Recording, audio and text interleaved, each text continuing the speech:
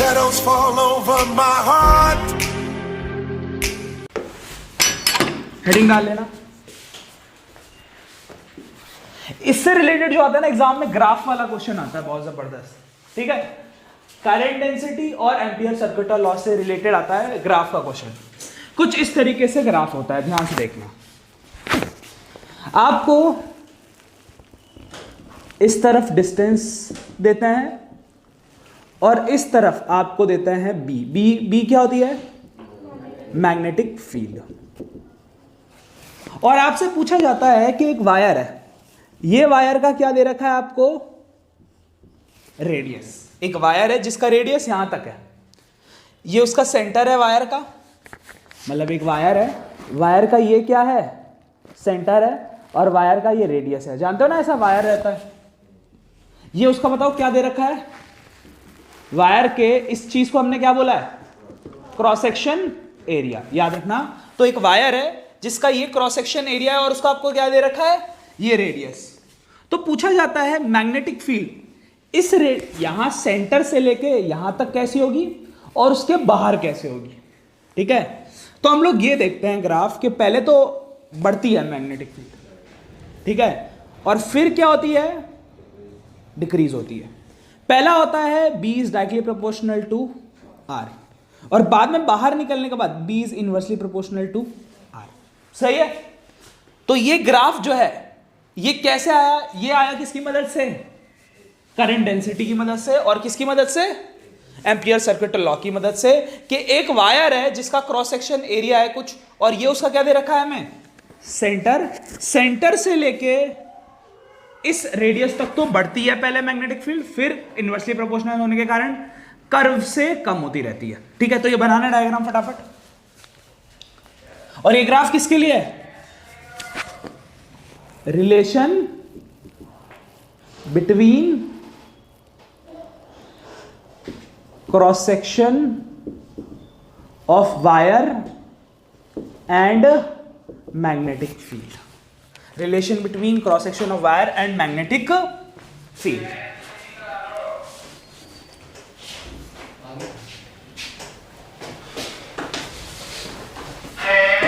अब कैसे करने वाले हैं वो बताऊंगा मैं आपको।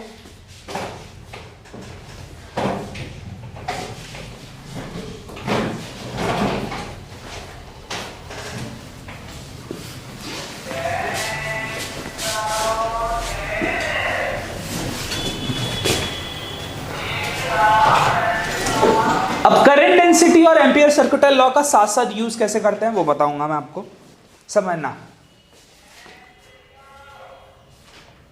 ठीक है।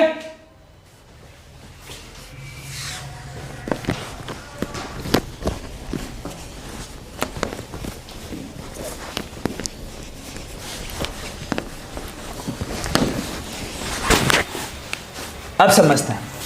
हमें एक चीज बताई गई है करंट डेंसिटी के अंदर, वैसे तो मैं आपको बता दूं, अगर एक आयरन है, क्या है?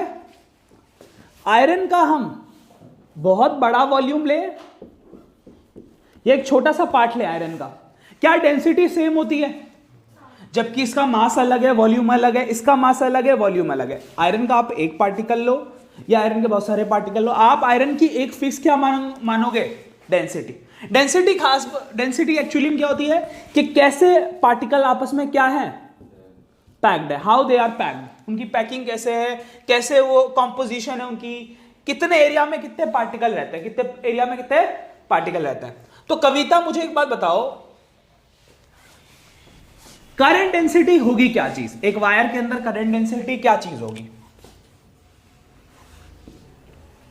ये वायर है, मैंने मान लो इस पूरे वायर को इतना हिस्सा डिवाइड करा, ये वायर का अलग हिस्सा है और वो वाला अलग हिस्सा है, और इसे पीट के इसे पतला कर दिया और लंबा कर दिया। जाहिर सी बात है, इतने वाले हिस्से को मैंने क्या कर दिया? पीट के पतला और लंबा।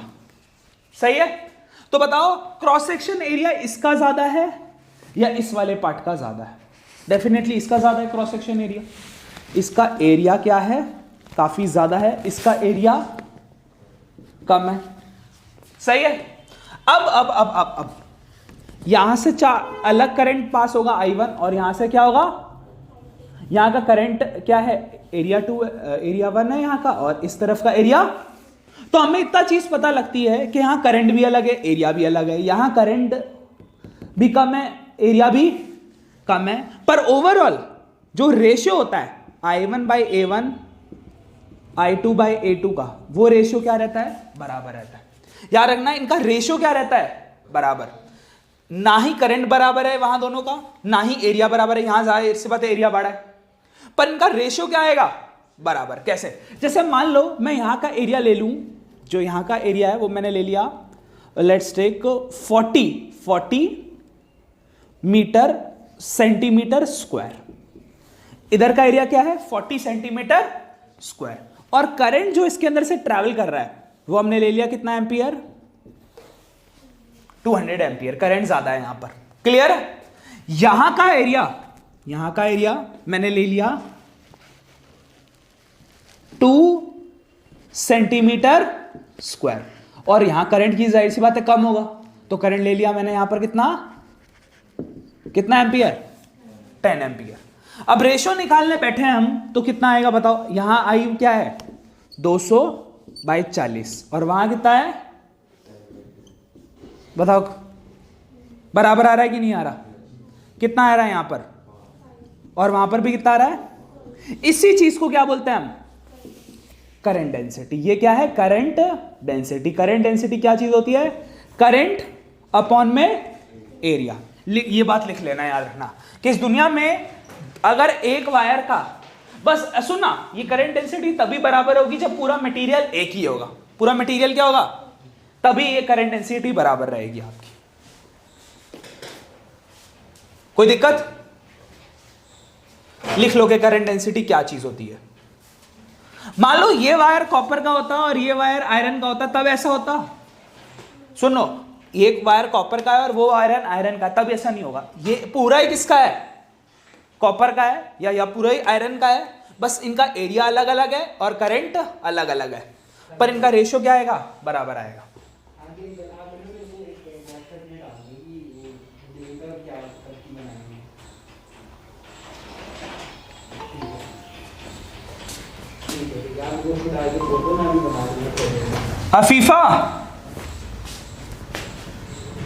अफीफा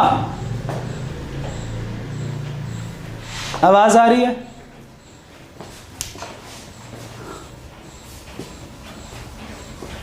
तो मैंने क्या बताया आप लोगों को, करंट यहां पर अलग होगा क्योंकि एरिया इसका ज्यादा है, यहां पे करंट अलग होगा क्योंकि इसका एरिया कम है, बट इनका रेशियो क्या रहेगा, बराबर रहेगा। Current 1 upon area 1, current 2 upon area 2। तो आपने ये रेशियो लिख लिया, मिटाऊं अब मैं,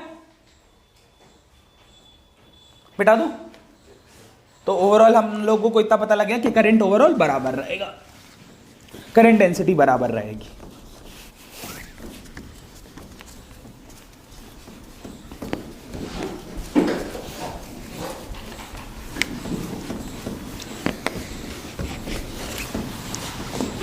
अब अपन को एक वायर लेना है, ये एक वायर है, सिलेंड्रिकल वायर है, और सिलेंड्रिकल वायर का ये क्या है बच्चों, क्रॉस सेक्शन एरिया है। ये सिलेंड्रिकल वायर है और ये इसका क्रॉस सेक्शन एरिया है, और ये उसका सेंटर से लेके यहां तक इसका क्या है, रेडियस। क्या उसके बाद तो रेडियस खत्म हो जाएगा। अब मुझे बताओ, चाहे मैं ये छोटा सर्कल लूं, चाहे मैं इस एरिया के अंदर भी इतना छोटा कर दूं, उससे बड़ा ले लूं, यहां पर तीनों में कांस्टेंट चीज क्या रहेगी, करंट डेंसिटी। क्या रहेगी, मैं आपको बता दूं, इस वाले में करंट कम होगा, इलेक्ट्रॉन कम होंगे, पर एरिया भी कम है, तो करंट डेंसिटी ओवरऑल क्या आएगी, बराबर आएगी। यहां पर भी करंट डेंसिटी बराबर होगी, करंट डेंसिटी बराबर होगी। तब बात याद रखना, क्लियर है। तो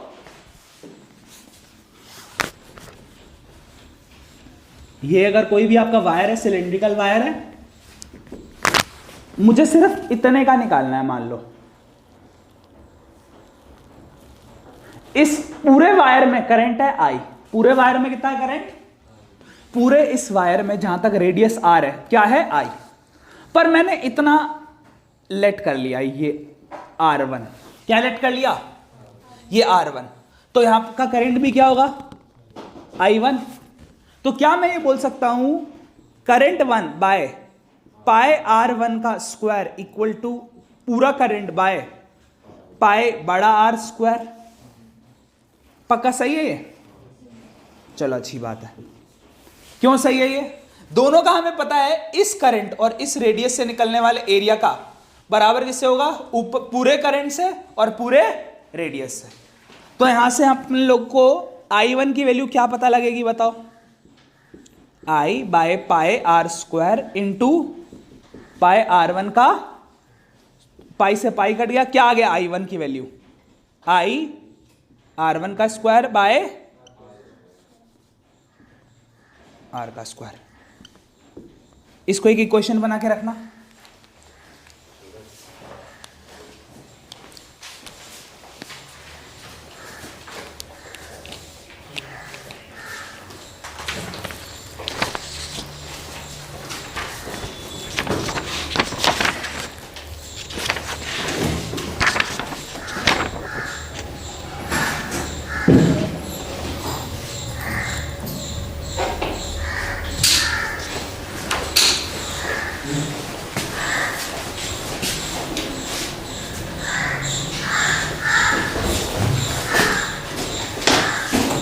समझ गए?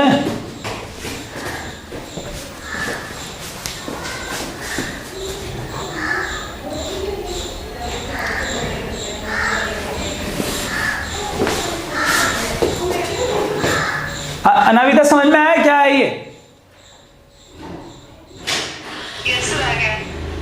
ठीक है।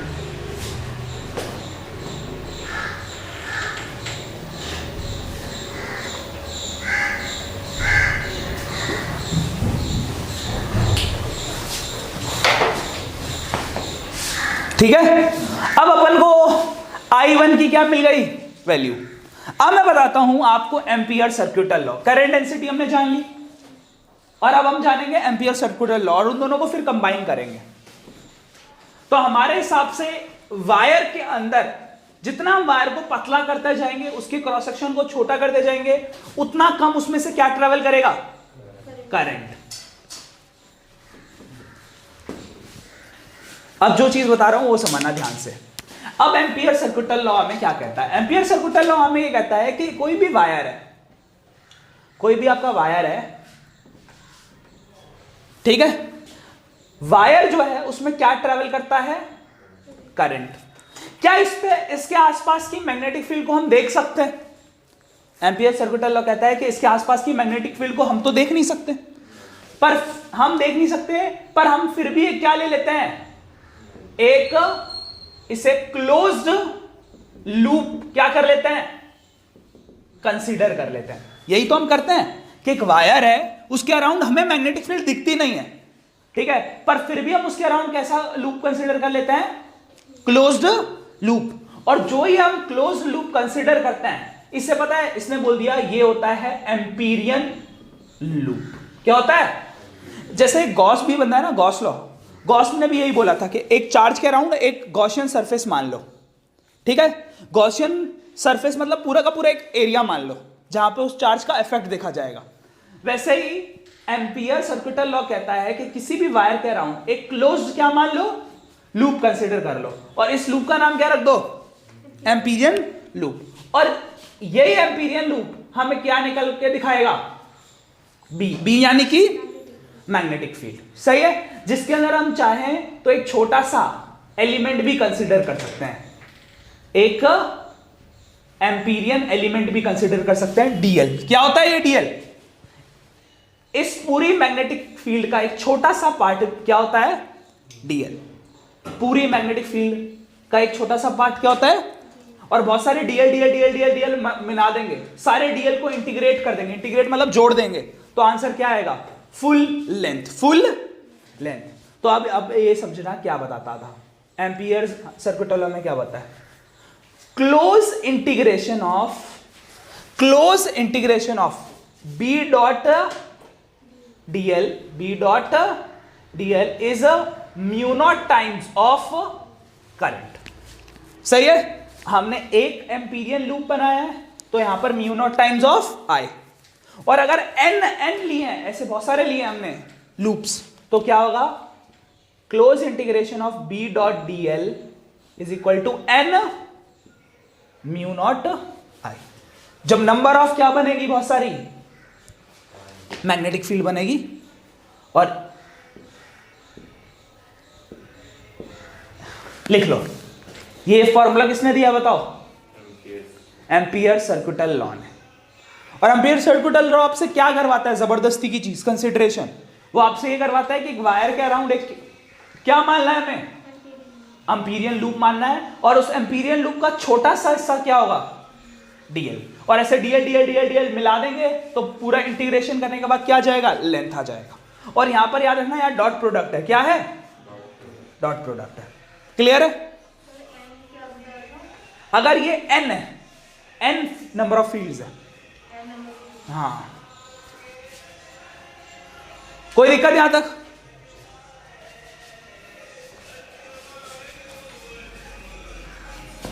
अब ये जो b डॉट dl है ना, इसको खोलते हैं तो पता है क्या आता है, b dl cos थीटा। और ये थीटा पता है किसके बीच में एंगल होता है, theta is a angle between magnetic field, ठीक है, एंड डीएल। तो बताओ यहां पर मैग्नेटिक फील्ड और डीएल के बीच में कितना है, मैग्नेटिक फील्ड भी ऐसे ही है, डीएल भी उसी के ऊपर है, तो कॉस क्या होगा यहां पर, याद रखना जिधर मैग्नेटिक फील्ड जा रही है उसी के ऊपर अगर आपने डीएल लिया है तो यहां पर थीटा क्या होगा, इस केस के लिए थीटा क्या है, 0 डिग्री है, क्योंकि मैग्नेटिक फील्ड भी इधर जा रही है और डीएल भी हमने उसी के ऊपर कंसीडर करा है, theta is equal to 0 degree. लिख लो, ये याद रखना, theta is a angle between magnetic field and DL.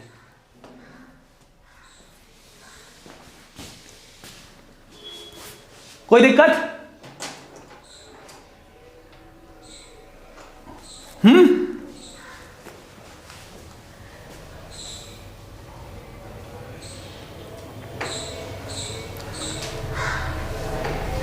तो हर वायर अपने आसपास से क्या बनाता है, मैग्नेटिक फील्ड बनाता है।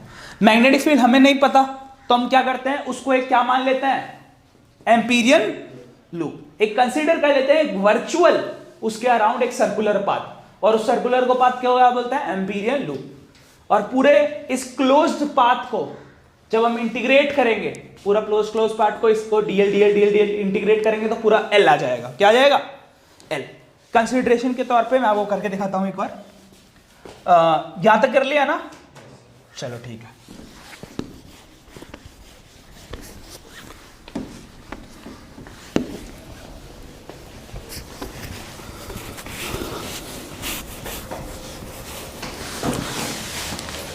जैसे कि हमारा फॉर्मूला आया B dot dl is equal to mu naught times I।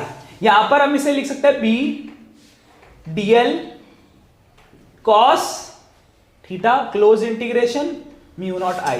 और आपको पता है dl का इंटीग्रेशन, B बाहर आ जाएगा, सिर्फ dl का इंटीग्रेशन करेंगे, cos थीटा की वैल्यू यहां पर क्या डलने वाली है, 0 डिग्री। क्यों डलेगी 0 डिग्री, क्योंकि सेम दोनों, जिस तरफ B का वेक्टर जा रहा है उसी के ऊपर dl है, तो 0 डिग्री आ गया। तो यहां आएगा B, क्या ये आएगा, पूरा सर्कुलर पाथ कैसे निकालते हैं, यहां से यहां तक का रेडियस, तो B 2 pi r mu naught I। और क्या बनेगा, ये स्ट्रेट वायर के लिए, ये किसके लिए निकल गया, for a straight wire. Straight wire में डायरेक्ट हम ये फॉर्मूला डाल सकते हैं।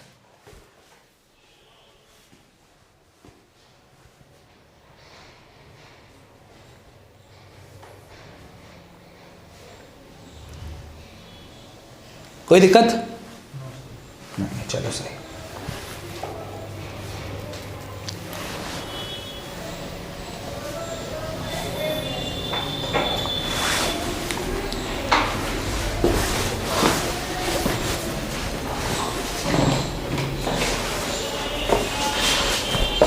अफीफा आवाज आ रही है,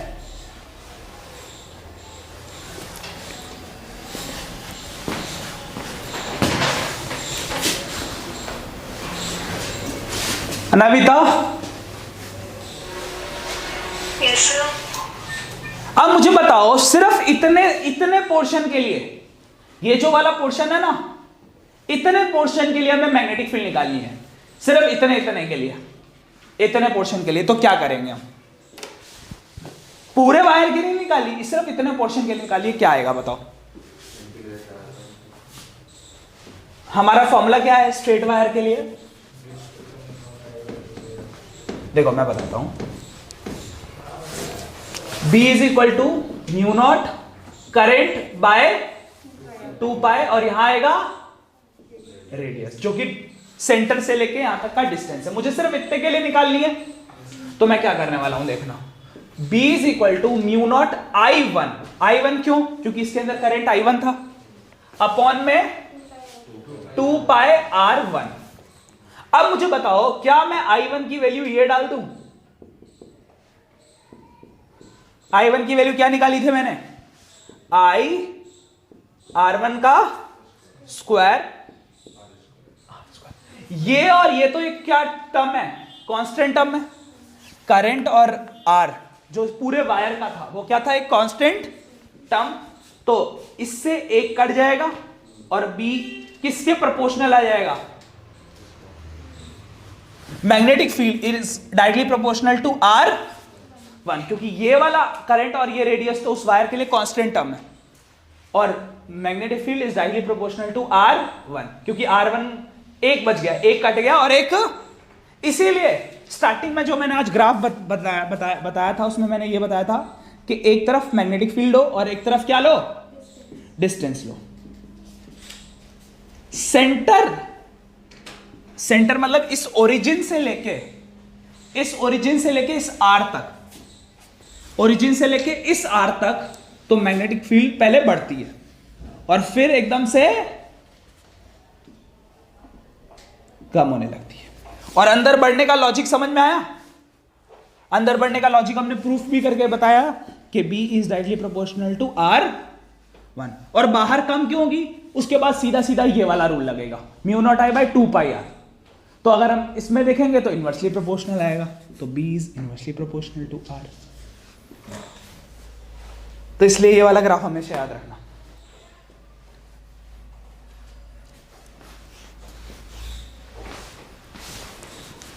क्लियर है? तो करंट डेंसिटी और एम्पियर सर्कुलर लॉ कितना इंपॉर्टेंट है।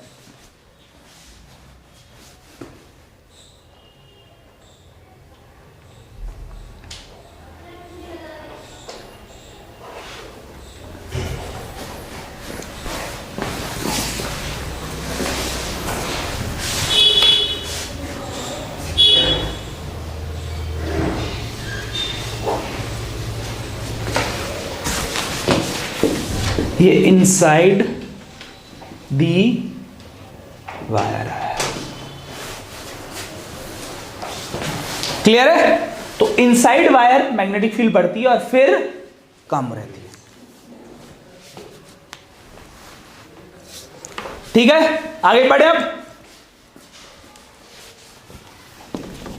चलो आगे बढ़ते हैं अब।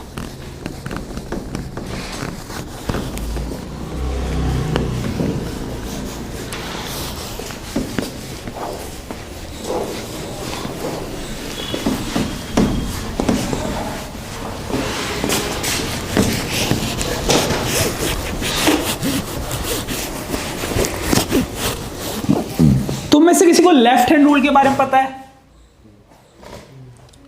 लेफ्ट हैंड फ्लेमिंग्स रूल निकालना, अपना सारे लेफ्ट हैंड निकालना।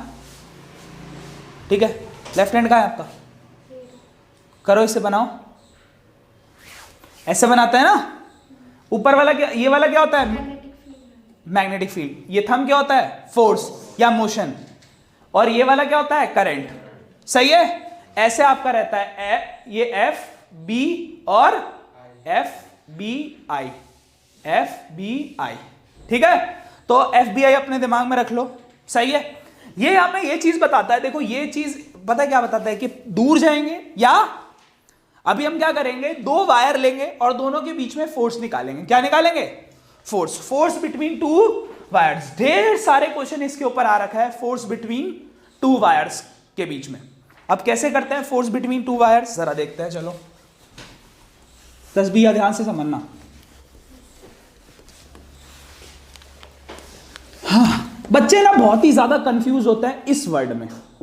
एक होती है external magnetic field, external magnetic field, clear है? जैसे मुझे एक बात बताओ, जैसे एक वायर है, वायर में ऊपर क्या जा रहा है? करंट, और इसके पास मैंने एक क्या रख दिया? Horseshoe magnet. समझना, हॉर्सशू मैग्नेट होता है ना ऐसा। तो ये वायर है जिसमें करंट ऐसा ऊपर जा रहा है।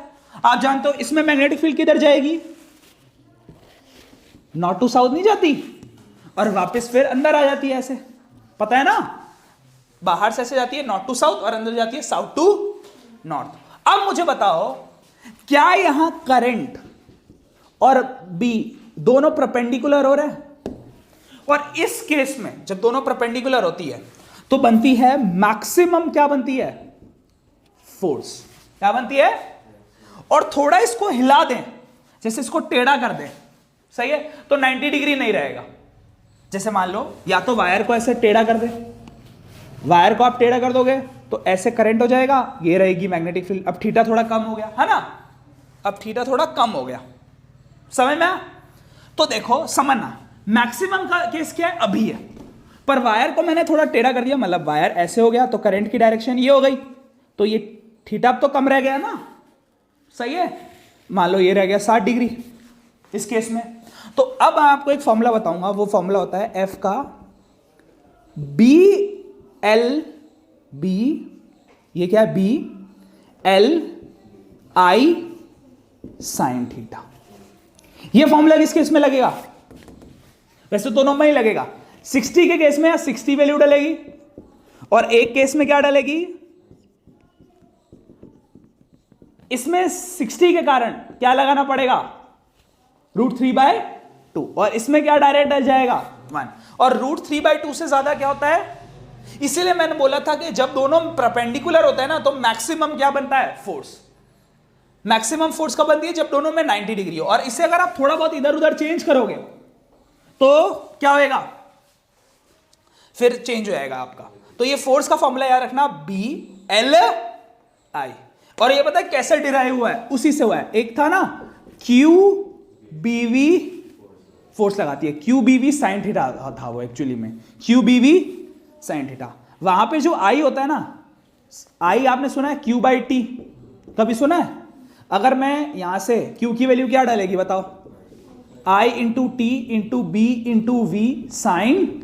और बहुत कम लोगों को पता है कि जो डिस्टेंस होता है ना, वो होता है स्पीड इन डिस्प्लेसमेंट, जो होता है वो वेलोसिटी इनटू क्या होता है? Velocity is equal to displacement upon time. सुना है? वहीं से तुम्हें पता होगा ये दोनों का मल्टीप्लाई क्या आता है? तो इसको और इसको क्या ले लिया बताओ? L। तो आ गया ना formula, F is equal to I L B sine theta.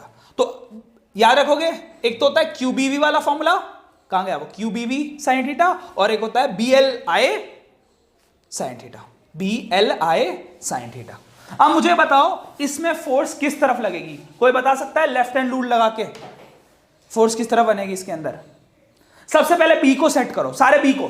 B कौन सा होता है? ये वाली फिंगर, सही है? लेफ्ट हैंड कहां है आपका? लेफ्ट हैंड है, लेफ्ट हैंड को ऐसे करके रखो, लेफ्ट हैंड ने लगा दिया। आपको पता है B इस तरफ है, B सुनो, देखो कितना आराम से, अरे तू कितना इससे क्यों कर रहा है? ठीक है, सुनो, B इधर है, करंट ऊपर है, B इधर है, अब करंट ऊपर है, तो फोर्स क्या होगी? इनसाइड। और मैग्नेट को उल्टा रगड़ देंगे तो आउटसाइड। समझ में आया? तो ये अभी पता है अंदर जाने लगेगा, ये वायर अंदर की तरफ ऑसिलेट करने लगेगा। क्लियर है? तुम लोगों को समझ में आ रहा है? और मैक्सिमम फोर्स बनेगी, क्या बनेगी? और अगर थोड़ा ये टेढ़ा होता तो फिर मैक्सिमम फोर्स तब भी अंदर जाता, पर क्या बनती? तब मैक्सिमम फोर्स नहीं बनती। थोड़ा अगर वायर को हम ऐसा रख देते थे। लिख लेना कि ये जो मैंने केस बनाया ये मैक्सिमम फोर्स के लिए। अनामिता समझ में आ रहा है? क्या हो गया अनामिता को? ठीक है, पढ़ा हुआ है ना, तब ठीक है। मैक्सिमम केस में ही पहले हमने पढ़ा था कि कैसे हो सकता है। अब देखो जैसे इसी क्वेश्चन में हम थोड़ा सा हेर फेर करते हैं।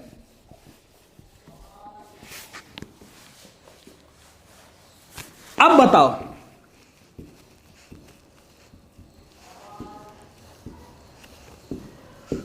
मैग्नेटिक फील्ड भी इधर है और करंट भी इधर है, अब किस तरफ बनेगा फोर्स?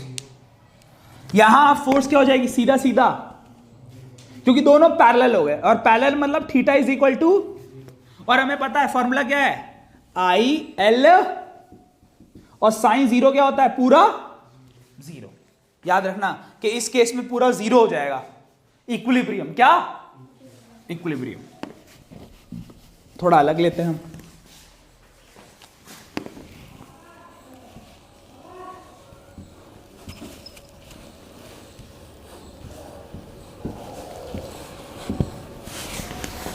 अब दिख रहा है? सुनो, अब बताओ फोर्स की डायरेक्शन निकाल के दिखाओ।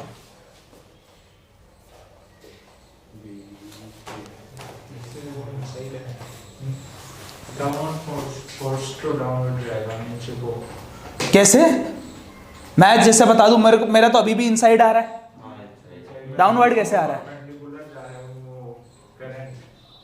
ले, तेरे लिए कर दिया ये, अभी भी तो इनसाइड आ रहा है, इनसाइड ही आएगा, अभी भी इनसाइड ही आएगा, पर क्या उतना आएगा जैसे पहले रखा हुआ था?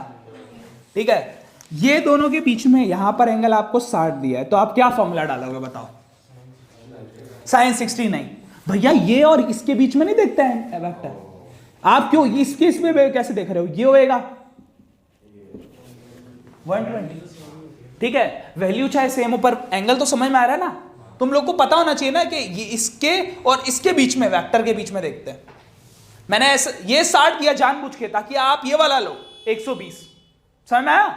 जानबूझ के आपको 60 दे रखा है, क्लियर है? आप इसके और इसके बीच में नहीं, बल्कि किसके बीच में? इसके और वो जो जा रहा है इधर लोगे 120, ठीक है? समझ में आ रहा है ना बात? तो ये आपको 120 लेना है, और आप क्या डालेगा बताओ फॉर्मूले में? यहां साइन 0 डिग्री की जगह 120, ठीक है, और आई एल भी डाल दो, साइन 120 की वैल्यू डाल दो। 120 की वैल्यू आपकी रहती है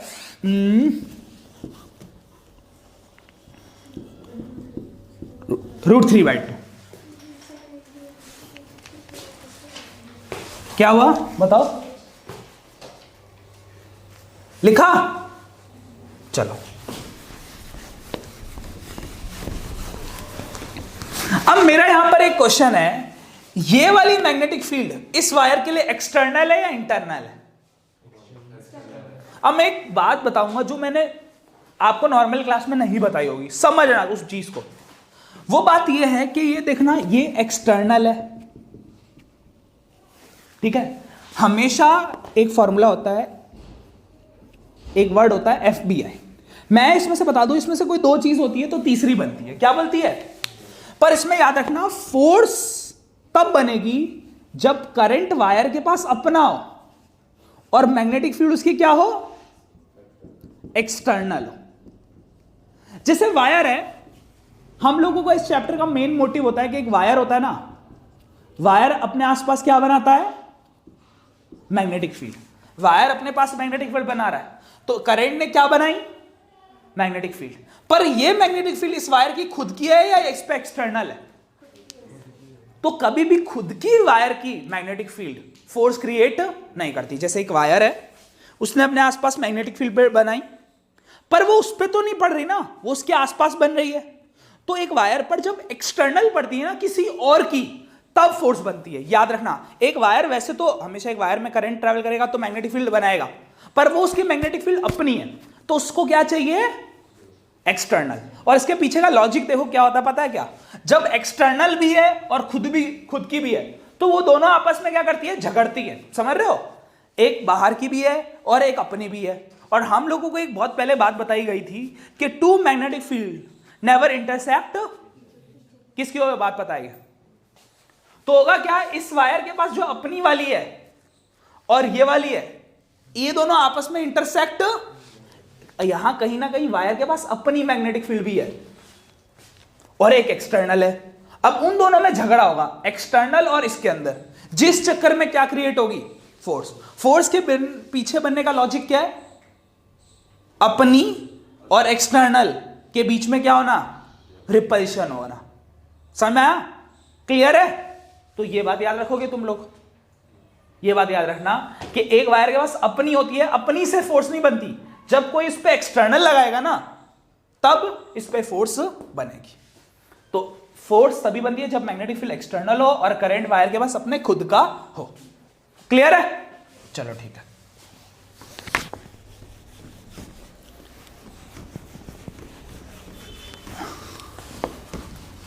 अब मान लो यहां वायर ना हो, क्या ना हो, वायर ना हो, बल्कि एक फोर्स हो ना, पार्टिकल निकाले। क्या निकाले? मान लो यहां पर एक अल्फा पार्टिकल जा रहा है। क्या जा रहा है? Alpha particle. अल्फा पार्टिकल को अल्फा 2+ जो होता है, अल्फा पार्टिकल जा रहा है, तब भी क्या उस पर सेम फोर्स बनेगी? समझाओ मुझे। अब एक वायर नहीं है, एक पार्टिकल है। फोर्स होना वायर और एक होता है फोर्स होना पार्टिकल। अब बताओ क्या होगा, क्या अब इस पे भी फोर्स बनेगी कि नहीं बनेगी? एक पार्टिकल, अल्फा पार्टिकल, वो ऐसे जा रहा है, तो वो क्या ऐसे ही जाएगा? इस पे फोर्स बनने की वजह से वो अंदर की तरफ चला जाएगा। याद रखना, वायर में बहुत सारे इलेक्ट्रॉन होते हैं, बहुत सारे चार्ज पार्टिकल होते हैं, पर एक अल्फा पार्टिकल भी तो चार्ज्ड है। चार्ज होने के कारण ये सेम एज अ करंट की तरह बिहेव करेगा। देखो, जिस तरफ अल्फा पार्टिकल जाता है ना, उसी डायरेक्शन में क्या जाता है? करंट भी। अल्फा पार्टिकल और करंट दोनों आपस में रिलेटेड है। जिस तरफ प्रोटॉन जाता है उसी तरफ क्या जाता है? करंट जाता है। पर जिस तरफ इलेक्ट्रॉन जाता है, करंट हमेशा उससे अपोजिट आता है। सही है? एक क्वेश्चन चलो मैं तुम्हारे लिए बनाता हूं कि मान लो एक ये आपका बार मैग्नेट है जिसमें इस तरीके से मैग्नेटिक फील्ड आ रही है। इसमें किसी ने एक न्यूट्रॉन छोड़ दिया। क्या छोड़ दिया? न्यूट्रॉन। बताओ इस पे मैग्नेटिक फील्ड पड़ेगी कि नहीं? क्यों? न्यूट्रल है, ये चार्ज ही नहीं है। उसके लिए चार्ज पार्टिकल होना बहुत क्या है? अल्फा पार्टिकल हो सकता है, आइदर प्रोटॉन हो सकता है, आइदर वो ड्यूट्रॉन हो सकता है, आइदर पॉजिट्रॉन। पॉजिट्रॉन सुना है? क्या होता है नेहा? क्या नाम है नेहा? पॉजिट्रॉन। एक होता है इलेक्ट्रॉन, एक होता है पॉजिट्रॉन। क्या फर्क होता है?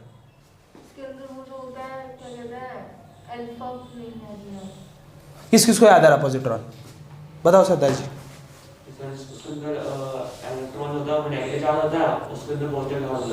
सही कह रहा है, होता वो इलेक्ट्रॉन ही है, पर उसमें होता क्या है? और उसका मास भी इलेक्ट्रॉन जितना ही होता है। ठीक है? और प्रोटॉन और इलेक्ट्रॉन में क्या फर्क है? प्रोटॉन और इलेक्ट्रॉन में चार्ज तो बराबर रहता है, पर एक में प्लस का रहता है, एक में माइनस का रहता है। मास का बड़ा डिफरेंस रहता है, पर इलेक्ट्रॉन और पॉजिट्रॉन में ऐसा नहीं होता। तो यार है ना कि थोड़ा अगर पार्टिकल भी देना तब भी सेम फोर्स का हम लगा सकते हैं, FBI, ये लेफ्ट हैंड फ्लेमिंग रूल, तब भी लगा सकते हैं।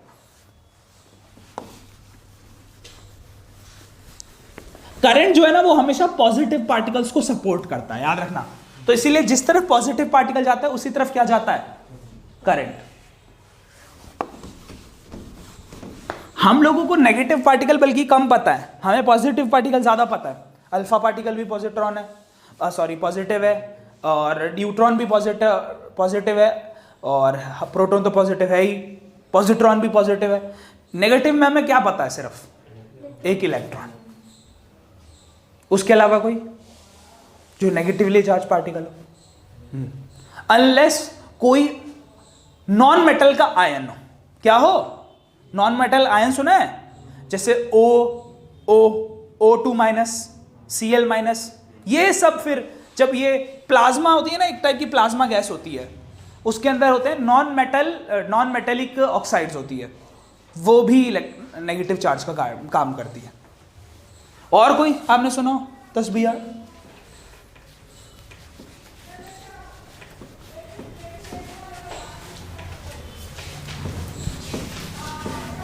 तो फॉर्मूला क्या लगेगा बताओ? हमेशा करंट निकालने का I, उसका जितना लेंथ है वो L, और हमें क्या चाहिए होगी? Magnetic field. कौन सी वाली? एक्सटर्नल। क्या? यहां पर ये फॉर्मूला ऐसा होना चाहिए, BLI sin थीटा, पर यहां B ये क्या होना चाहिए? उस वायर का खुद का नहीं बल्कि एक्सटर्नल। हाँ वायर की लेंथ। और अगर एक पार्टिकल हो, पार्टिकल की तो हमें लेंथ ही नहीं पता होगी, तो हम क्या फॉर्मूला यूज करेंगे, उसका चार्ज, उसकी मैग्नेटिक फील्ड, उसकी वेलोसिटी और साइन थीटा। पर यहां भी ये बी क्या है, एक्सटर्नल। दोनों फॉर्मूले याद रखना। कोई दिक्कत?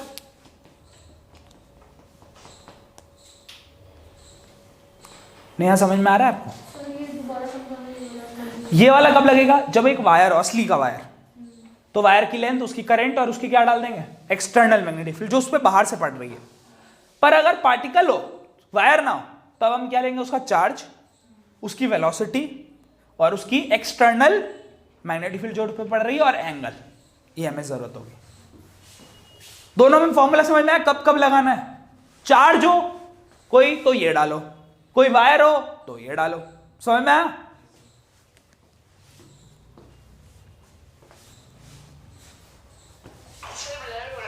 ब्लर हो रहा है? थोड़ा भगवान को दुआ करो।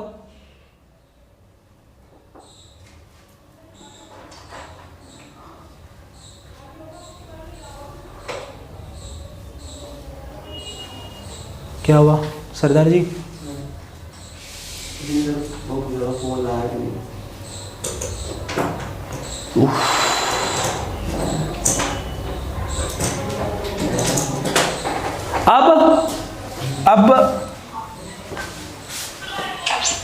अब ठीक है, ओके।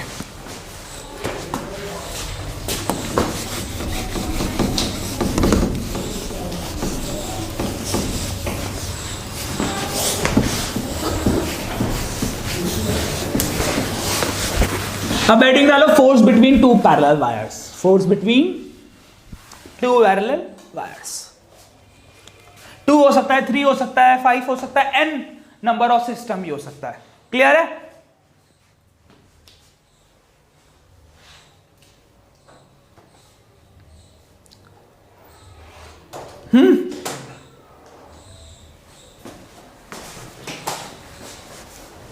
तुम लोगों ने कभी ये नोटिस किया है कि टावर होता है ना, और ये दूसरा टावर है, इस टावर से इस टावर पे वायर ऐसे ट्रांसफर होता है, उनके बीच में कुछ गैप रखते हैं। सही है? इनको चिपका चिपका के, मतलब यार वायर है, वायर तो वैसे ही इंसुलेटेड होंगे, तुम्हें पता ही है इंसुलेटेड मतलब क्या है, उन पे प्लास्टिक तो चढ़ा हुआ ही होगा, तो फिर भी इन्हें दूर दूर क्यों भेजते हैं ऐसा? एक गुच्छा बना के साथ में ट्रैवल करवा दे, क्यों नहीं करते ऐसा? हमें यह देखना को मिलता है कि जब दो वायर ऐसे हो जिनमें सेम सेम की तरफ करंट जा रहा, तो इनके बीच में क्या होता है, अट्रैक्शन। और ऐसे जा रहे हो, अभी तो इन तीनों के बीच में अट्रैक्शन हो रहा था, अब इन दोनों के बीच में और इन दोनों के बीच में क्या होगा, रिपल्शन। इसीलिए एक सफिशिएंट गैप जरूर रखते हैं। क्या रखते हैं? ताकि एक दूसरे पे वो फोर्स ना लगाए, थोड़ा दूर दूर रखते हैं। किस किसने ये देखा है इस तरीके का टावर? देखा ही होगा आपने। ताकि अगर जितने भी नंबर ऑफ वायर्स आ रहे हैं उनके बीच में एक सफिशिएंट पक्का क्या हो, गैप, क्योंकि जितनी दूरी बढ़ेगी फोर्स थोड़ी क्या हो जाएगी, कम। क्लियर है? पहले मैं सोचता था यार इतना ऐसे अलग अलग करके क्या जरूरत है, एक ही साथ भेज दें इनको, पर बाद में पता लगा इनके बीच में एक गैप होना जरूरी है, नहीं तो ये बहुत ज्यादा अट्रैक्ट कर सकते हैं, रिपेल कर सकते हैं। ठीक है, रिपेल करेंगे तब भी दिक्कत, वायर अपने आप ही टूट जाएंगे रिपेल करने की वजह, अट्रैक्ट करेंगे तो हो सकता है शॉर्ट सर्किट हो जाए उनमें गलने की वजह से। तो इसीलिए एक सफिशिएंट हम गैप जरूर रखते हैं। तो force between 2 parallel wires, 3 parallel wires या n number of parallel wires कैसे निकालते हैं? तो हेडिंग आपने डाल दी, फोर्स बिटवीन 2 पैरेलल वायर। हम उससे चाहे तो n के बीच में भी निकाल सकते हैं, n मतलब कितने भी वायर्स हो। तो पहले आप समझना कि मान लो एक ये वायर है और ये इसकी मैग्नेटिक फील्ड, ये वायर 1 है और ये वायर 2 है, इसकी मैग्नेटिक फील्ड क्या बनेगी, B1, और वो किस पे पड़ेगी, दूसरे वाले पर। अपने वायर की अपने पे थोड़ी ना बनती है, समझ में आया, दूसरे पे लगती है। तो B1 जो है वो इस वायर पे पड़ेगी। तो वायर 2 के लिए एक्सटर्नल मैग्नेटिक फील्ड कौन है बताओ? B1। याद रखना, वायर 2 के लिए एक्सटर्नल मैग्नेटिक फील्ड क्या है? B1 है। और वायर 1 के लिए B एक्सटर्नल कौन है? B2। जो ये वाला बनाएगा B2 वो इस पे पड़ेगी। क्लियर है? अब बताओ मैग्नेटिक फील्ड पर तो अपनी पे ही है ना, फिर उस पे कैसे लिया? कैसे कैसे बताओ। मतलब जो मैग्नेटिक फील्ड बन रही है वो तो उसी वायर पे बन रही है ना। ये किसकी है? वायर 2 वायर है। इसकी मैग्नेटिक फील्ड इसके अराउंड ऐसे बन रही है, उसको टच कर रही है वो मैग्नेटिक फील्ड, उसके ऊपर ऐसे बन रही है ना, उसको टच कर रही है? नहीं। ये वायर 2 है, इसके आसपास ऐसे बन रही है। अब मैंने यहां एक दूसरा वायर रखा तो उसकी इस वाली मैग्नेटिक फील्ड इस पे पड़ेगी ना। समझ में आ रही है बात? और इस वाले की, क्योंकि वह ऐसे बन रही है, और ये भी हमें एम्पीरियन लूप ने बताया। किसने बताया? ये जो हमने बनाया ना, it is a Amperian loop. अब जरा बताओ इसकी कैसे पड़ेगी? क्रॉस या डॉट? थंब रूल लगाएं तो इसकी क्या होगी? क्रॉस। और इसकी भी इस पे क्या होगी? क्रॉस। लगा के देख लो, नीचे की तरफ यहां क्रॉस और ऊपर की तरफ इधर क्रॉस। दोनों एक दूसरे को कौन सी मैग्नेटिक फील्ड दे रहे हैं? इनवर्ट। क्या दे रहे हैं? अब बताओ इस पे फोर्स क्या आएगी? फोर्स का फॉर्मूला जानते हो? वो निकालो अपना लेफ्ट हैंड। लेफ्ट हैंड में बताओ, सबसे पहले मैग्नेटिक फील्ड सेट करते हैं। मैग्नेटिक फील्ड सेट अंदर की तरफ, देखो अंदर जा रही है, एक्सटर्नल वाली है। ये इस वायर ने इस पे बनाई है अंदर की तरफ। क्या कर रही है लड़की? सुन नहीं रही मेरी बात। बनाओ, ये लेफ्ट हैंड निकालो आप पहले, बाद में कर लेना। पहले लेफ्ट हैंड निकालो अपना।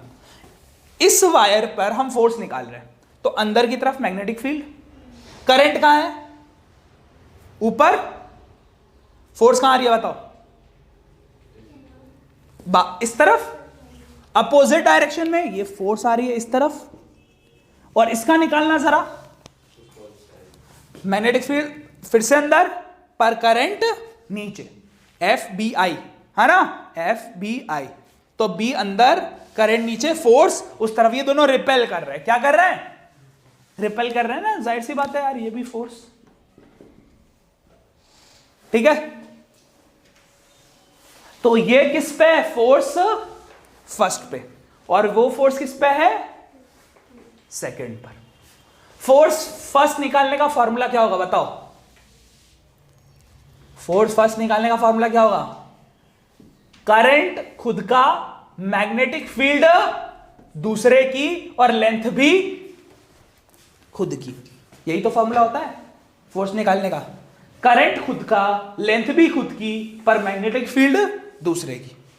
मैग्नेटिक फील्ड हमेशा एक्सटर्नल होती है, खुद की नहीं लेते। और वैसे ही बताओ F2 निकालेंगे तो उसका फॉर्मूला क्या होगा? करंट खुद का, मैग्नेटिक फील्ड दूसरे वाले की, मतलब जो ये वाला है, और L2। आएगा कि नहीं आएगा? और बताओ, मैंने यहां साइन थीटा क्यों नहीं लिया? 90 डिग्री। प्रॉपर क्या बन रहा है? 90 डिग्री। करंट और मैग्नेटिक फील्ड के बीच में प्रॉपर क्या बन रहा है? मुझे कैसे बता देगा? इससे पता लगा। मैग्नेटिक फील्ड बिल्कुल ऊपर है, करंट ऐसे है, तो दोनों के बीच में कितना डिग्री है?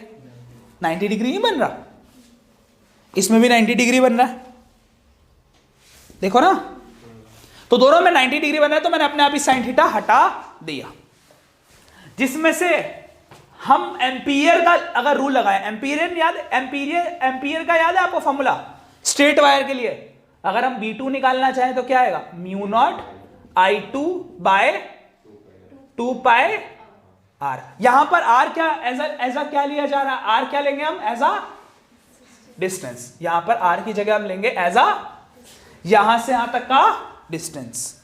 और बताओ B1 क्या आएगा? Mu naught I1 by D।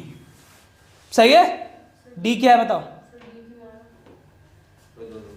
वैसे पता है R होता है, पर ये इसे सेंटर ले रहे हैं, सेंटर से ये R होगा, पूरा ये R होगा, पर हमने क्या ले रखा है? दोनों के बीच के डिस्टेंस को D ले रखा है। तो वो R हमारा D के बराबर हो गया। इस B2 की वैल्यू इसमें डालो और B1 की वैल्यू इसमें डालो और बताओ आंसर क्या आ रहा है।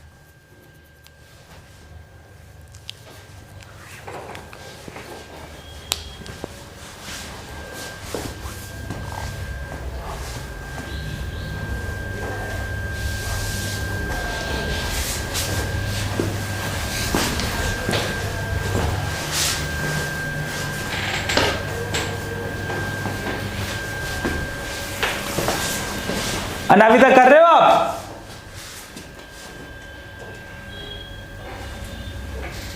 क्या हो गया इसको?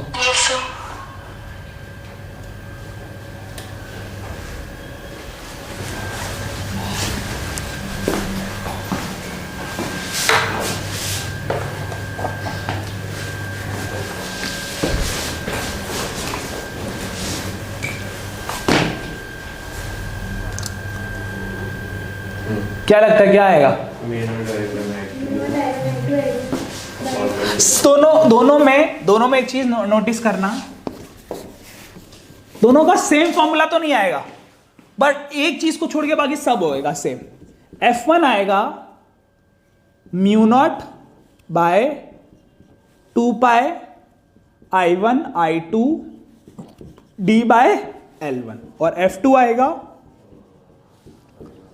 2 pi I1 I2 by D L2। यहां पर याद रखना, जब किसी वायर पे फोर्स निकालते हैं तो दोनों करंट इंपॉर्टेंट रोल प्ले करते हैं, दोनों करंट। फिर उनके बीच का क्या मैटर करता है बताओ? उनके बीच का सेपरेशन या distance, how they are apart. Apart कितने, वो दूर कितने हैं, आ रही है बस समझ में। और एक उनका क्या मैटर करता है, उसके खुद वायर की क्या लेंथ, उसकी सेल्फ लेंथ, क्या खुद की लेंथ, उसकी सेल्फ लेंथ। तो किसी भी वायर पर अगर आपको फोर्स निकालनी है तो उसकी खुद की लेंथ मैटर करेगी, खुद की लेंथ, दूसरे की नहीं, खुद की लेंथ मैटर करेगी। दोनों अमाउंट करंट मैटर करेंगे और उनके बीच में सेपरेशन कितना है वो मैटर करेगा। याद रखोगे ये वाली बात? समझ रहे हो मेरी बात? चलो ठीक है।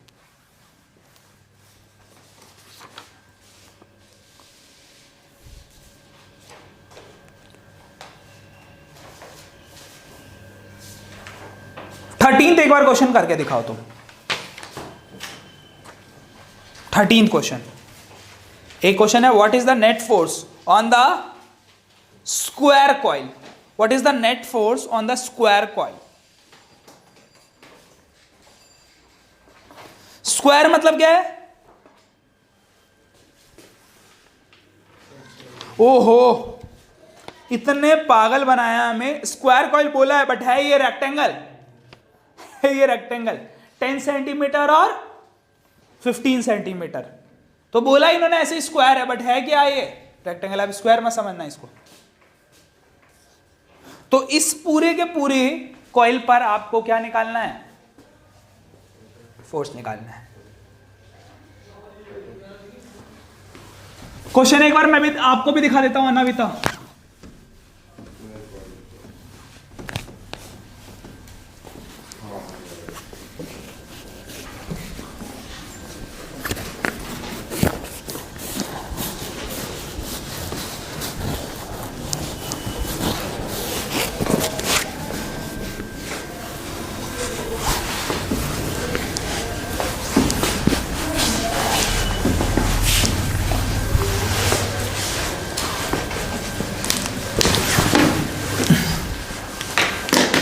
क्वेश्चन कुछ इस टाइप से है,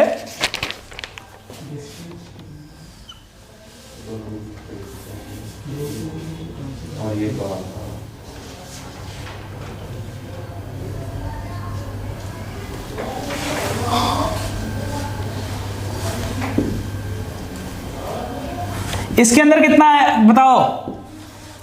2 एम्पियर। दोनों स्क्वायर कॉइल के बीच का डिस्टेंस हमें कितना दिया है? 2 सेंटीमीटर। इसको बनाया इस गंदी तरीके से बनाया जानबूझ के, ठीक है। और 10 सेंटीमीटर ये वाला डिस्टेंस है और 15 सेंटीमीटर ये वाला डिस्टेंस है। ऊपर की तरफ कितना जा रहा है बताओ? करंट 1 एम्पियर है, इसमें 2 एम्पियर है, इसमें 1 एम्पियर आ रहा है। किसकी वायर की लेंथ चाहिए आपको बताओ? इस वायर की लेंथ क्यों चाहिए? हमें चाहिए ही नहीं, हमें तो इनके चारों पे निकालना है, इसकी हमें चाहिए ही नहीं, हमें तो इन पे निकालनी है। इसकी सारी लेंथ दे तो रखिए 10 15 10 15।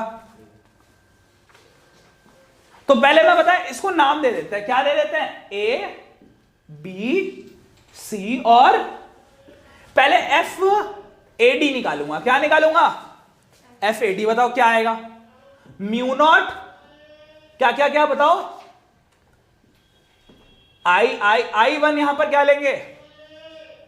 1 एम्पियर इंटू 2 एम्पियर, और लेंथ कितनी है इस वायर की? 0.15 सेंटीमीटर बाय 2 पाई, और डिस्टेंस कितना है? 0.02। इसका आंसर आएगा आपका,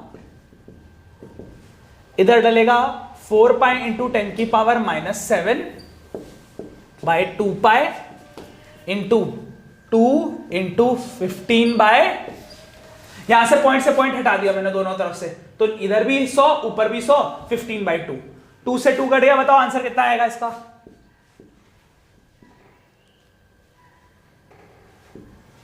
30 इंटू 10 की पावर -7 न्यूटन। कितना है? यह आया 30 इंटू 10 की पावर -7 न्यूटन। अभी रुको, क्या है बताओ? ATT मतलब अट्रैक्शन। जब दोनों सेम डायरेक्शन में हो तब क्या होता है? अट्रैक्शन। तो आपको ब्रैकेट में अट्रैक्शन लिखना। हाँ, मीटर में चलने के डिस्टेंस को 2 सेंटीमीटर जो था, क्यों नहीं करा? मैंने करा तो है। 0.02 0.15, दोनों का पॉइंट से पॉइंट हटा के 100 को काट दिया मैंने। अब फोर्स ए से बी पे लग पाई, एडी तो मैंने निकाल दी, ए बी पे लगती ही नहीं उसकी फोर्स, क्योंकि ये दोनों परपेंडिकुलर वायर्स है। सही है। इसकी मैग्नेटिक फील्ड उस पे पड़ेगी कैसे? इसकी मैग्नेटिक फील्ड जब उस पे पड़ेगी ना, तो दोनों पता है कितना कितना डिग्री हो जाएगा? 0 डिग्री हो जाएगा। तो हमेशा रखना इस वायर की इस पे लगती है, इन दोनों पर नहीं लगेगी। तो अब सीधा किस पे निकालनी है? Force on BC, force on BC। तो म्यू नॉट बाय 2 पाई। अब बताओ क्या डलेगा? I1 I2, 1 इंटू 2, एक है 1 और एक है 2, दोनों के बीच में डिस्टेंस अब कितना होगा बताओ? पहले हमने जो डिस्टेंस लिया था 2 लिया था, पर इस बार पता है टोटल कितना हो जाएगा? 12। अभी रुक जाओ, करते हैं पहले यहां पर हम इसकी भी लेंथ कितनी लेंगे? 0.15, और इस बार नीचे कितना डलेगा? 0.12। करके दिखाना आंसर कितना आ रहा है?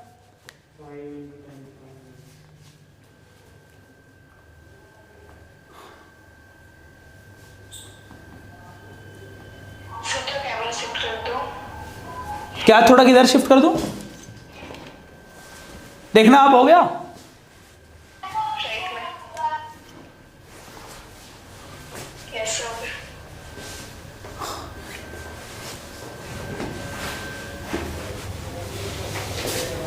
इसका आंसर कितना आएगा बताओ?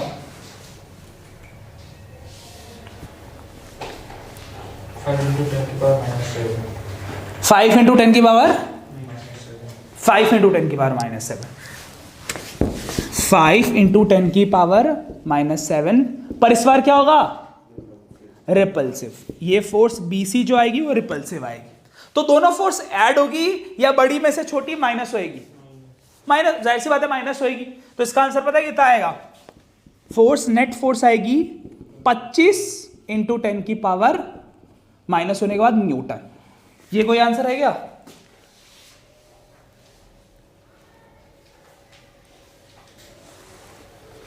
अब बता, टूवर्ड्स या अवे? टूवर्ड्स। ओवरऑल किसकी चलेगी? अट्रैक्शन की या रिपल्शन की? अट्रैक्शन की चलेगी ना ज्यादा, रिपल्शन की पावर कम, मतलब 5 ही है, अट्रैक्शन है 30, तो ओवरऑल क्या होगा? अट्रैक्शन। तो इसका आंसर क्या होगा बताओ? टूवर्ड्स या अवे? टूवर्ड्स। 25 इंटू 10 की power -7 towards wire. A answer. Clear है? और कोई हो सकता है क्या, एक अवे वाला हो सकता था, पर वो अवे वाला क्यों नहीं लिया हमने? ओवरऑल किसकी चलेगी? अट्रैक्शन की।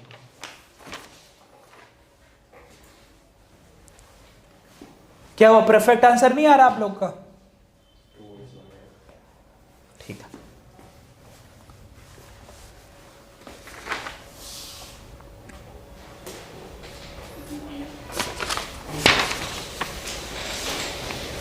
ऐसा ही सेम टू सेम ये पीछे वाला कर लोगे। 19th जरा देखना, 19th कर लोगे ना? बताओ। 19 तो आसान ही लग रहा है, कोई दिक्कत है इसमें? नहीं, कोई दिक्कत नहीं, हो जाएगा तुम लोगों से।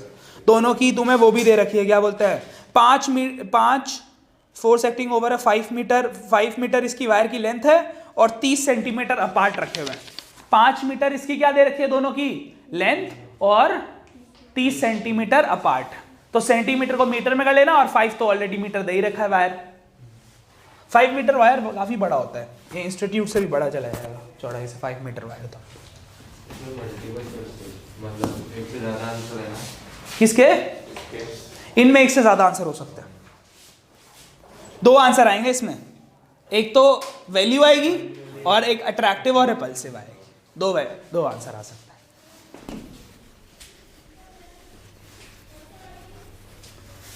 ये इस टाइप के ना जेवी एडवांस वगैरह में आता है, जिसमें एक से ज्यादा भी आंसर हो सकते हैं।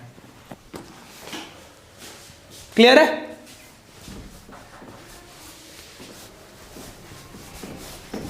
नहीं तो बताए इसका ऐसे दे देते हैं, ए बी बी सी, समझ में आया? आंसर बना देंगे 4, ए और बी बोथ, ओनली ए, इस तरीके से।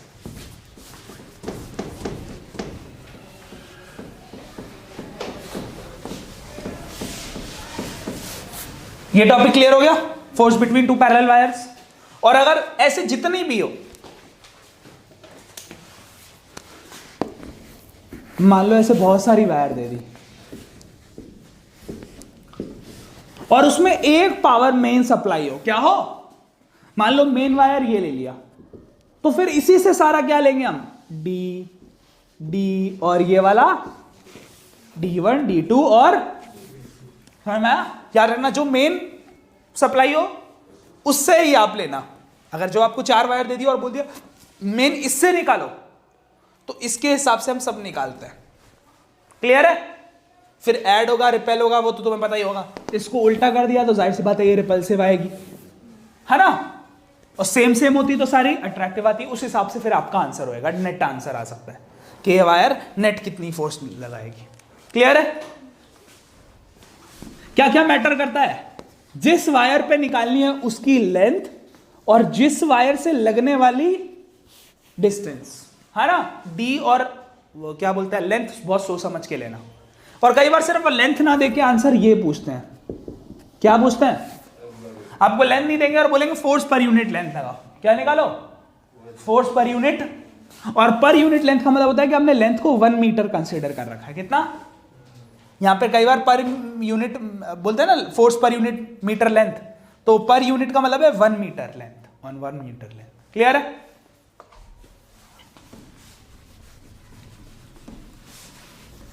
अब इसी से रिलेटेड बनता है टॉर्क। क्या बनता है? टॉर्क। अब टॉर्क कैसे बनता है जरा मैं बता देता हूं आपको।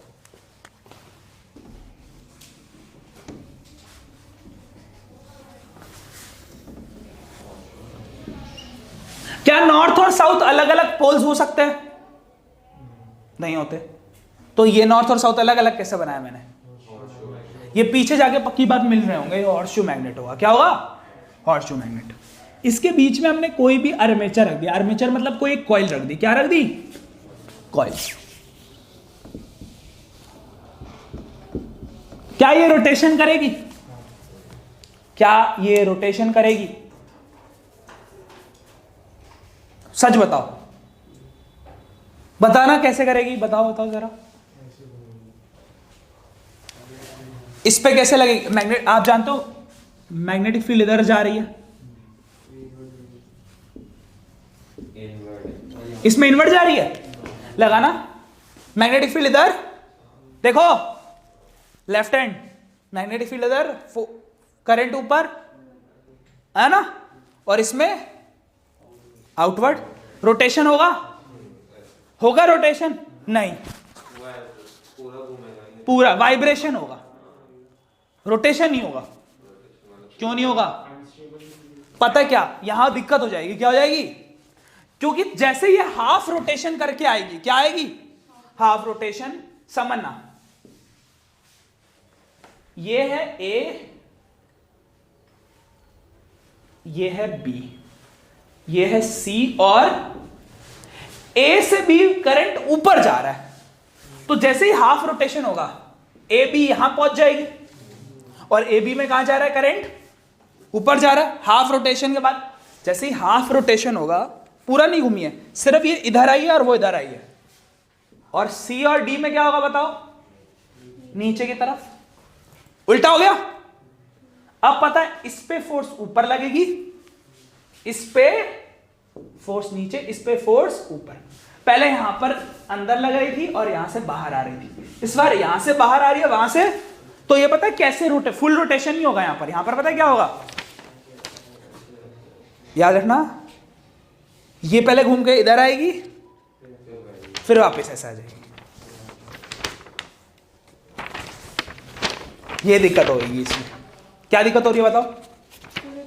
फुल रोटेशन नहीं होगी, सिर्फ ये इधर जाएगी, वापस ये आ जाएगी। क्योंकि पहले इस पे लगा था क्या? इनवर्ड, और ये आउटवर्ड, मान लो घूम गई, फिर वापस इस पे इधर, और इधर ऐसे घूम के आ गई। तो फुल रोटेशन नहीं होगा। फुल रोटेशन के लिए हमें क्या करना चाहिए? कोई तरीका है? बार बार करंट की डायरेक्शन उल्टी करनी पड़ेगी, और वो कौन काम कर सकता है? AC current. वो सिर्फ काम कौन कर सकता है? AC current. एसी करंट होता है ना, बार बार करंट की डायरेक्शन उल्टी कर दे। अभी ए से बी में ऊपर जा रही है, जैसे ही वो नीचे आ जाए तो ये फुल रोटेशन चलता रहेगा। नहीं तो हम क्या कर सकते हैं, देखना।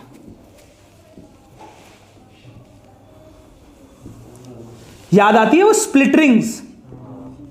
मैंने बताया था स्प्लिट रिंग का रोल क्या होता है। हर आधे सर्कल के बाद ये करंट की डायरेक्शन क्या कर देती है? उल्टी। स्प्लिट रिंग्स लगा सकते हैं हम। बैटरी के साथ क्या लगा सकते हैं? We can attach split rings. तो यहां पे आपको स्प्लिट रिंग का काम समझ में आ रहा है। तो कोई आपको बोले ना टॉर्क बनता है कि हाँ टॉर्क बनता है, मानते हैं हम टॉर्क बनता है, पर क्या फुल रोटेशन होता है? नहीं। जैसे गेट खुला और बंद हो गया ना, उसी। हाँ, एक तो बंदों के नाम ऐसे से सेव कर रखे होते हैं ना, फ्रॉड कोरोना। मिटाऊं? आपको समझ में आया ना अभी तक क्यों नहीं हो रही है फुल रोटेशन?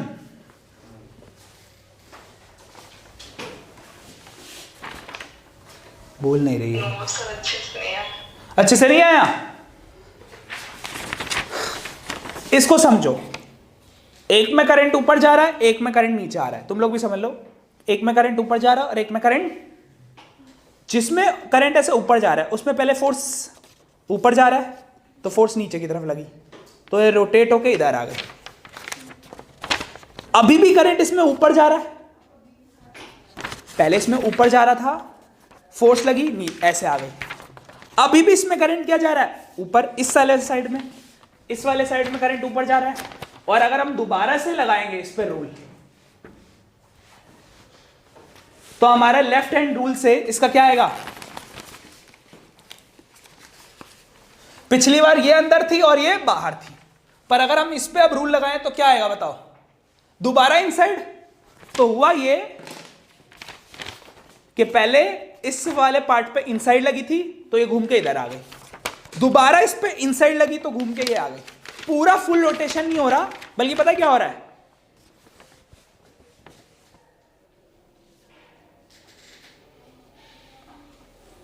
हाँ मीस क्या हुआ? हेलो, हाँ हाँ,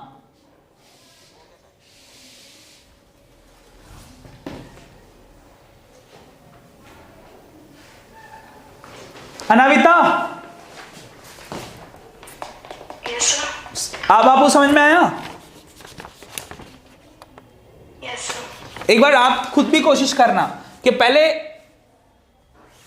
ए से भी करंट ऊपर पहुंचाना, फिर ये घूम के जब इस तरफ आ जाएगी तो करंट इसका जाहिर सी बात है ऊपर जा रहा होगा, तो इस पे फोर्स लगाओगे ना तो आपको पता लगेगा ये उल्टा हो जाएगी, पहले घूम के ऐसे हुई फिर वापस घूम के ऐसे आ गई। फुल रोटेशन नहीं हो रहा, सिर्फ ऐसा ऐसा हो रहा है। फुल रोटेशन में तो चलता ही जाता, तो ये चक्कर है। स्प्लिट रिंग का मैंने काम बताया था कि ये बार बार पोलैरिटी चेंज करेगी, जैसे ही घूम जाएगा ये बार बार पोल्स को चेंज करती रहेगी। या तो आप अल्टरनेटिंग करंट लगा दो डायरेक्ट, तो बहुत कम लोगों को पता है कि जब हम डायरेक्ट करंट लगाते हैं ना, डायरेक्ट करंट, तब हम स्प्लिट रिंग लगाते हैं, और जब हम अल्टरनेटिंग करंट लगाते हैं तब स्लिप रिंग्स लगाते हैं। Slip rings, split slip, split slip. ये हम जनरेटर जब पढ़ते हैं ना तब दोनों बातें आती है, स्प्लिट भी और स्लिप भी। तो अब हम इसके अंदर टॉर्क का फॉर्मूला बता देते हैं, क्या लगेगा। अब बताओ इसमें भी टॉर्क लग रहा है या कपल बनेगा। सर इसकी पोलैरिटी चेंज करने के लिए हम बैटरी एलिमिनेटर भी लगा सकते हैं। तो पर उसे बार बार हैंड कौन चेंज करेगा, समझ में है ना। बैटरी एलिमिनेटर हमारे ऊपर होता है, हम चेंज करते हैं उसे, तो हम बार बार वो नहीं कर सकते ना। और हमें कब पता लगेगा, हाफ इतना मिली सेकेंड में होता है कि हमें टाइम नहीं पता लगता। तो हम लोग या तो ऑसिलेटर लगाओ यहां पर, या फिर क्या लगाओ, स्प्लिट रिंग। क्लियर है। हाँ, एक और एक बात, इसका फॉर्मूला याद रखना। टॉर्क आप लोगों को पता है ना, क्या फॉर्मूला होता है टॉर्क का, बताओ। फोर्स इनटू, ऐसे लिखते हैं प्रॉपर टॉर्क को, परपेंडिकुलर डिस्टेंस क्रॉस फोर्स, है ना। अब पूरा ये डिस्टेंस यहां से यहां तक क्या क्या होगा बताओ। यही एक्सिस ऑफ रोटेशन है, तो इसे हम ब्रेथ मान लेते हैं। क्या मान लेते हैं, ब्रेथ, परपेंडिकुलर डिस्टेंस, और फोर्स क्या आई थी हमारा, I L B sine theta, है ना। इसको खोलेंगे तो अपने आप ही साइन थीटा आ जाएगा। और बताओ क्या आएगा आंसर। करंट अलग हो गया, लेंथ इंटू ब्रेथ अलग हो गया, सॉरी लेंथ इंटू ब्रेथ, फिर मैग्नेटिक फील्ड अलग हो गया, साइन थीटा हो गया। क्या आएगा टाउ का फॉर्मूला, आई एरिया, एक इसके अंदर लेंथ था फोर्स के अंदर, और यहां से ब्रेथ आया, लेंथ इंटू ब्रेथ एरिया हो गया, तो करंट एरिया बी और साइन थीटा। और ऐसे बहुत सारे नंबर ऑफ टर्न्स हो तो क्या होता है, याद है वो बानिया बताया था मैंने, निबा या बानी जो भी था, बानी साइन थीटा, बानी दीदी में टॉर्क है।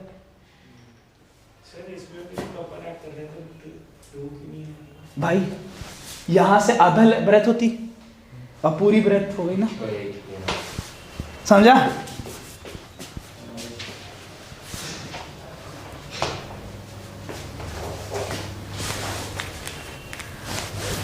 तो टाउ इज इक्वल टू बानी साइन थीटा, ये जरूर लिख लेना, सही है। टाउ का फॉर्मूला